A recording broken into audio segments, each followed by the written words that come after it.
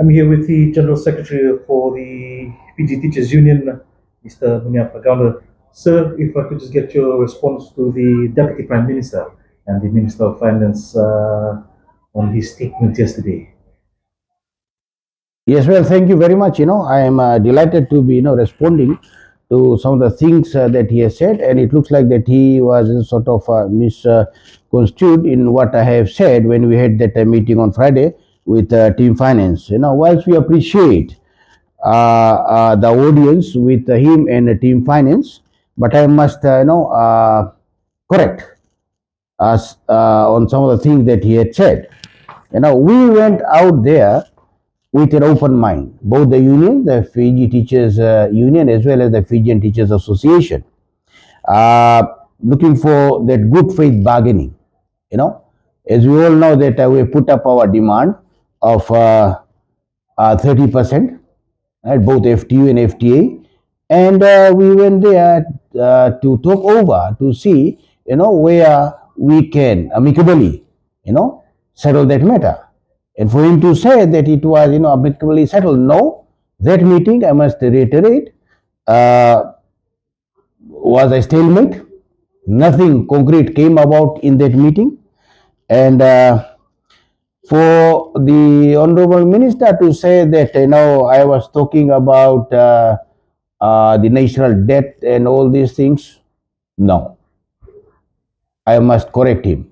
I never. He must have forgotten. In his opening address, he talked about that, the national debt and how much he has paid within the 1.5 years and all these things. Yes, I did say that, for the past 17 years, our members, our teachers, they have not been, given a decent pay rise. Yes, I have talked on that.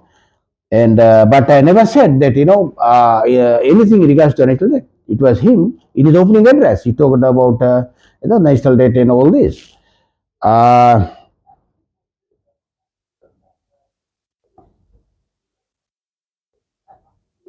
our main concern is the pay rise for teachers. As I have said, that we're looking at a 30%.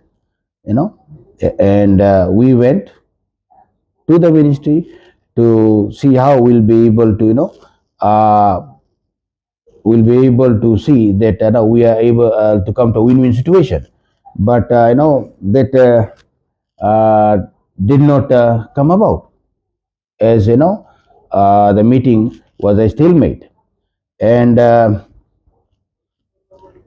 yes, when we look at our teachers for the past 17 years, they did not get any pay rise. You know, and for them, as parliamentarians in 1.5 years in office, how were they assessed? Did they get that huge, pay hike? How were they assessed? Which form of assessment took place that they got that, huge pay hike? So our teachers, if a teacher has started 17 years ago, now a 17th-year teacher, that particular teacher has been in the classroom without any, increment. And the parliamentarians, they're coming up just in 1.5 years, they're getting that, huge average about 66%. That's what we are trying to say. That if, he is able to give that to the parliamentarians, why can't he give that 30% to our teachers?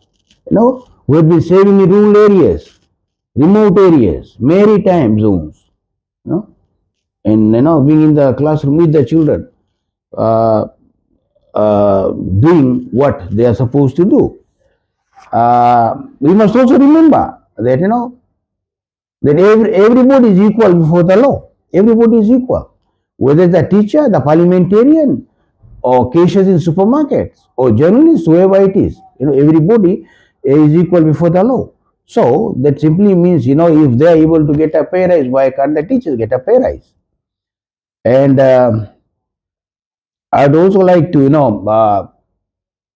correct him in that I said that, we're going to have the strike. No, I said at the end that we're going to continue because we have not reached, concluded our meeting. We have not reached an amicable solution to whatever we are trying to in good faith, right? So we said, we're going to, our process is going to carry on. That's what I said. I never mentioned that we're going to go on strike, because I believe the minister must understand that there is a process that needs to be followed before we go on for strike, right?